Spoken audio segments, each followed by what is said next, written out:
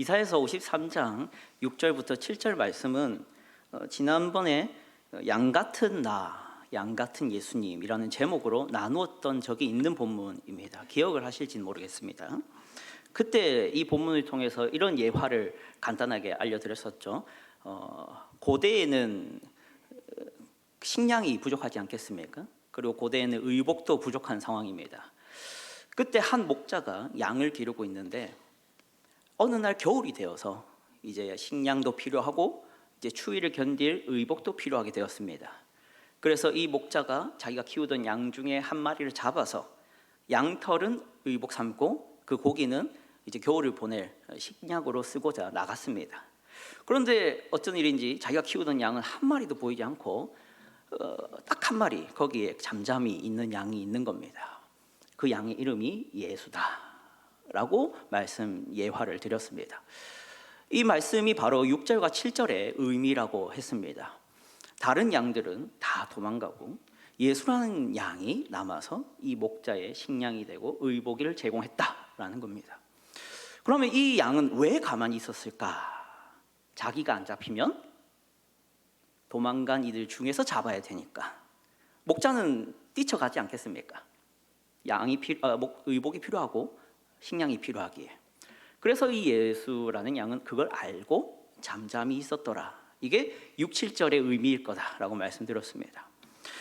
오늘은 희생양이 되어주신 예수님께 초점을 맞추지 않을 것입니다. 오늘은 다른 데 초점을 맞춰서 말씀을 좀 더 깊이 있게 다뤄보고자 합니다. 바로 희생양이 되게 만든 우리, 그 우리가 도대체 어떤 문제가 있기에 예수님께서 희생양이 되셔야 했느냐, 이 부분에 초점을 맞춰서 말씀을 나누고자 합니다.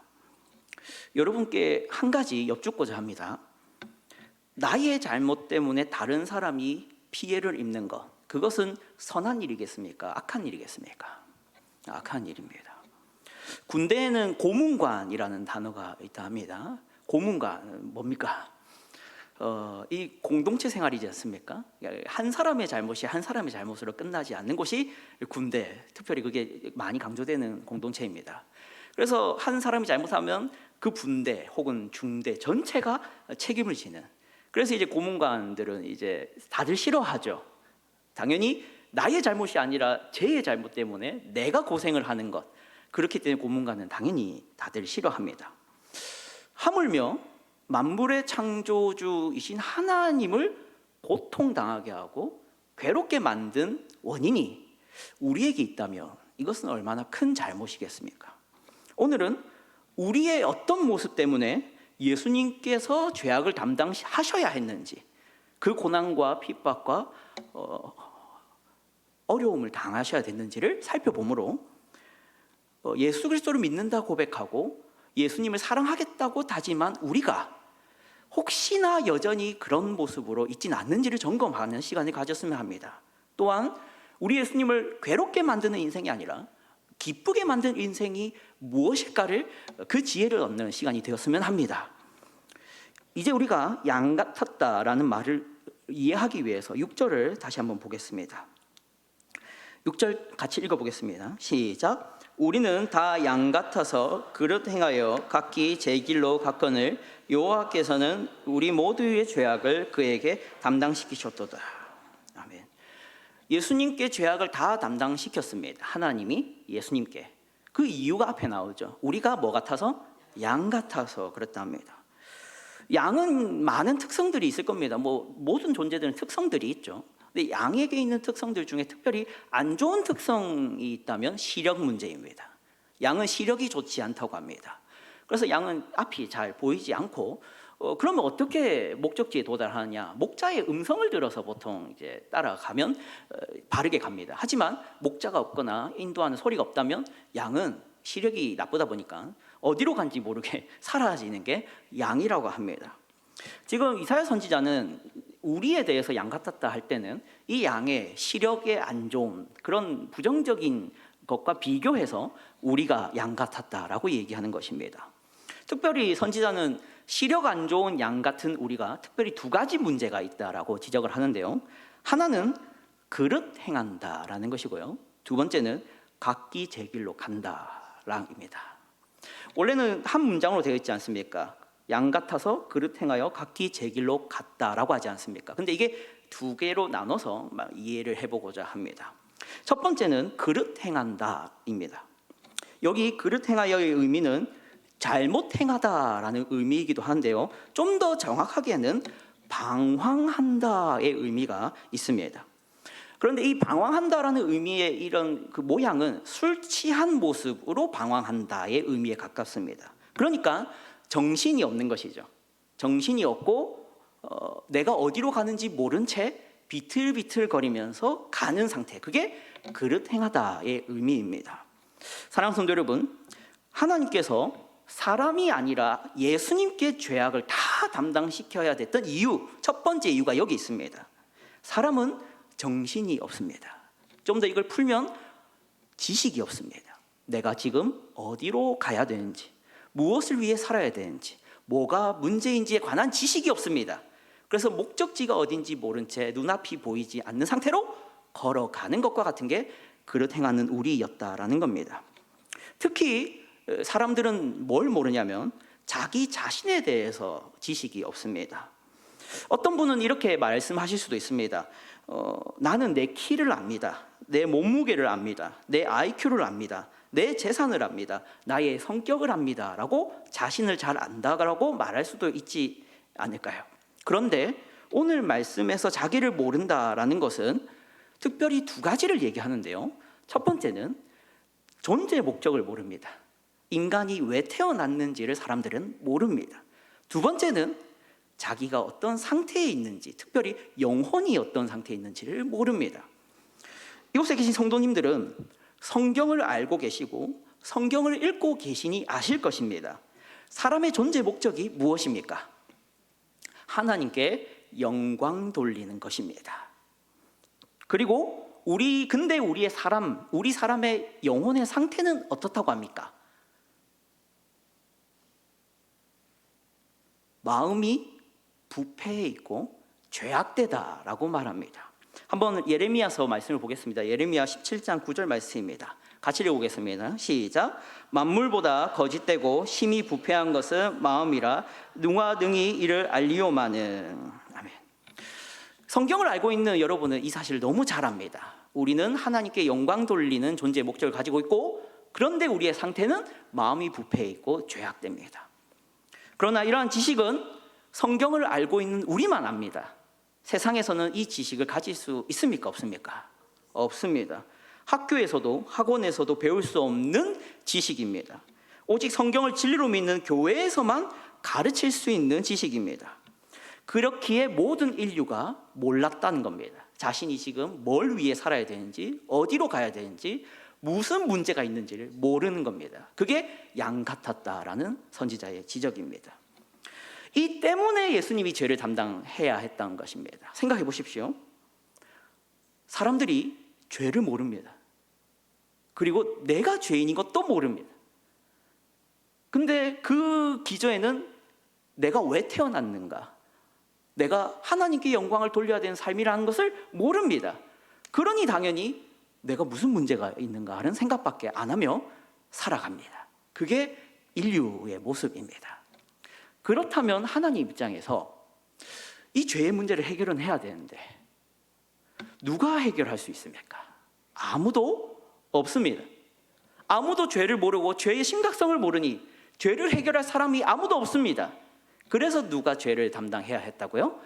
예수님께서 죄를 담당해야 했다, 이 말입니다. 시편 말씀 보겠습니다. 시편 53편 2절 3절 말씀입니다. 같이 읽겠습니다. 시작. 하나님이 하늘에서 인생을 굽어 살피사 지각이 있는 자와 하나님을 찾는 자가 있는가 보려 하신즉 각기 물러가 함께 더러운 자가 되고 선을 행하는 자 없으니 한 사람도 없다. 아멘. 하나님께서 인생을 살펴보셨습니다. 근데 죄의 문제 때문에 고민하고 하나님을 찾는 자가 있다는 겁니까? 없다는 겁니까? 없다. 그래서 하나님이 직접 아들을 보내시고 네가 대신 다 해야겠다 하실 수밖에 없었다는 것입니다. 한 가지 교훈을 받고자 합니다. 사랑하는 성도 여러분, 이 말씀을 우리에게 적용해 봅시다. 사실 이 말씀은 비기독교인이나 적용할 법한 얘기 같습니다. 왜냐하면 성경을 모르는 사람들의 이야기인 것 같기 때문입니다. 그러나 기독교인이 되었음에도 불구하고 그릇 행하는 삶은 부분적이나마 우리 모두에게 있을 수 있습니다. 성도 여러분, 여러분의 존재의 목적이 하나님의 영광임을 기억하십니까? 만물보다 부패한 것이 우리의 마음이라는 것을 심각하게 여기고 계십니까? 자, 그런데 이런 문제가 있습니다. 하나님께 영광을 돌리는 게 우리의 존재의 목적이라는 것은 알지만 그 앞에 먹든지 마시든지 무엇을 하든지라는 단어가 있다는 것은 잊고 살아가는 것처럼 혹시 살고 있지는 않습니까? 우리는 정말로 하나님께 영광 돌리는 삶을 살고 싶습니다. 하지만 먹든지 마시든지 무엇을 하든지라는 것까지는 쉽게 살기가 어렵습니다. 그러니까 우리가 하나님께 영광 돌리는 시간은 주일 한정이거나 혹은 교회당이라는 장소 한정일 수가 있는 것입니다. 그렇다면 일주일 중에 6일은 그릇 행하고 있는 것이죠. 기독교인임에도 불구하고 하나님께 영광 돌리는 것이 우리의 존재의 목적이며 만물보다 부패한 것이 나의 마음이라는 것을 알지만 일주일에 6일만 그렇게 6일은 그것과 상관없이 살아가므로 기독교인임에도 불구하고 그릇 행하는 삶을 지속하고 있을 수 있다는 것입니다. 그러나 그릇 행한다는 것, 이것이 정말로 심각하다는 것을 다시 한 번 더 주지해야겠습니다. 누구를 괴롭게 한 이유입니까? 예수님을 괴롭게 한 이유입니다. 우리가 그릇 행했기 때문에 예수님이 죄를 담당하셔야 했지 않습니까? 그렇다면 예수 그리스도를 사랑하겠다는 우리가 지금도 그릇 행하고 있다면 이것은 심각한 것입니다. 우리 모두 그릇 행하지 않는 삶을 사셨으면 합니다. 선지자가 두 번째로 제기한 문제를 살펴보도록 하겠습니다. 그는 사람들이 각기 제 길로 갔다라고 말합니다. 여기 각기 제 길로 갔다라고 말하는 이 말의 원어의 정확한 의미는 각각 자기 길로 돌이켜 갔다라는 말입니다. 성경에는 그냥 갔다라고 되어 있지 않습니까? 근데 그 갔다라는 말이 원어로는 돌아서서 갔다라는 의미가 정확합니다.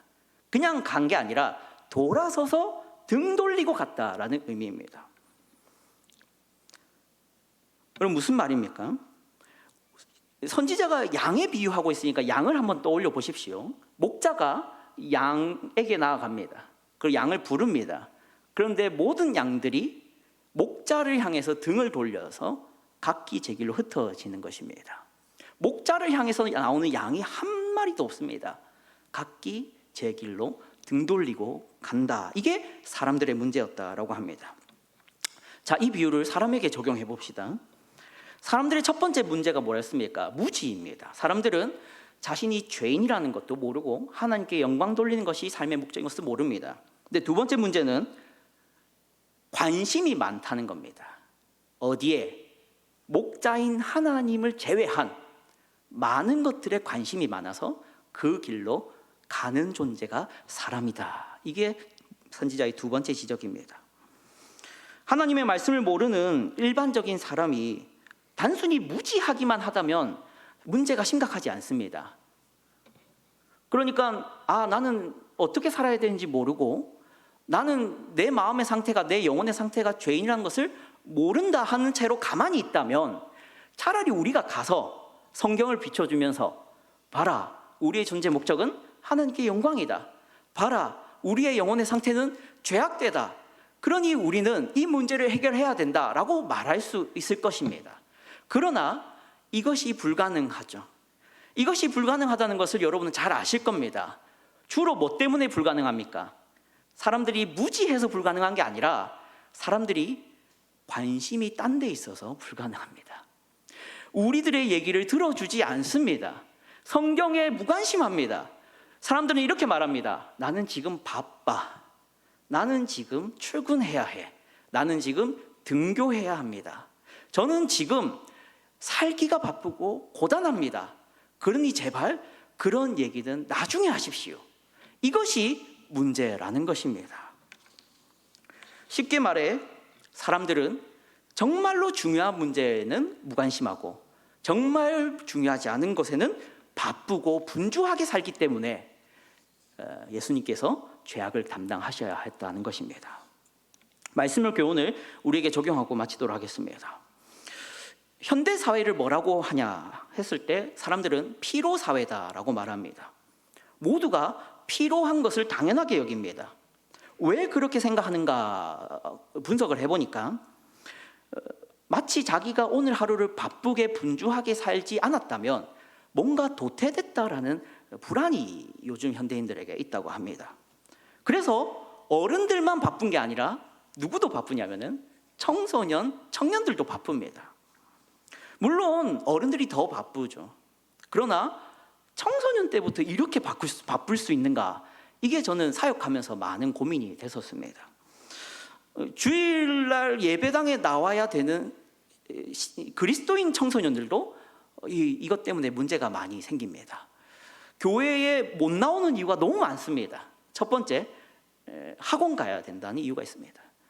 두 번째, 입시를 준비해야 된다는 게 있습니다. 세 번째, 취업을 준비해야 된다는 이유로 안 나옵니다. 차라리 놀러 가야 된다, 게임해야 된다, 자야 된다라는 이유라면 사역자인 제가 혼이라도 낼 수 있겠는데 이 취업, 공부, 시험 이런 것들은 쉽게 혼내기가 어렵습니다. 왜 그렇습니까? 그것들은 세상 사람들의 기준에 봤을 때 중요한 문제이거든요. 그런 것들에 대해서는 바쁘고 분주해도 된다 생각합니다. 물론 그 자체가 악하다라고 말하기는 어렵습니다. 하지만 오늘 말씀에 비추어서 봤을 때 그렇게 분주하고 바쁘게 살아가기 때문에 아무도 죄를 감당하거나 아무도 하나님께 영광을 돌리는 삶에 있어서 살지를 않아서 우리 주님이 대신 고통당했다 이지 않습니까? 그렇다면 이것을 단순히 바쁘고 분주하게 살고 부지런하게 살아가니까 좋게 봐야 된다라고 할 수가 없는 겁니다. 그 바쁘고 분주한 삶이 하나님을 보지 못하게 만들고 죄를 심각하게 여기지 않게 만드는 요인이 된다면 그 또한 죄나 악이라고 말할 수 있게 되는 것입니다. 그리스도인들은 예수님을 사랑하는 사람들입니다.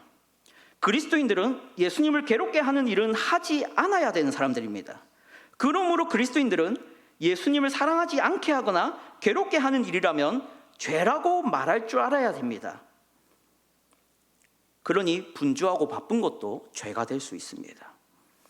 마치 양들이 각기 시력이 좋지 않다는 이유로 그냥 눈앞을 향해서 달려가는 것이 하나님께 등 돌리게 만들고 목자로부터 멀어지게 만들었던 것처럼 이러한 이유들로 우리가 기독교인임에도 불구하고 하나님으로부터 멀어지고 죄를 무신경하게 여기고 안일하게 살아가게 되는 요인들이 될 수 있다. 이것을 기억하는 시간이 되었으면 합니다.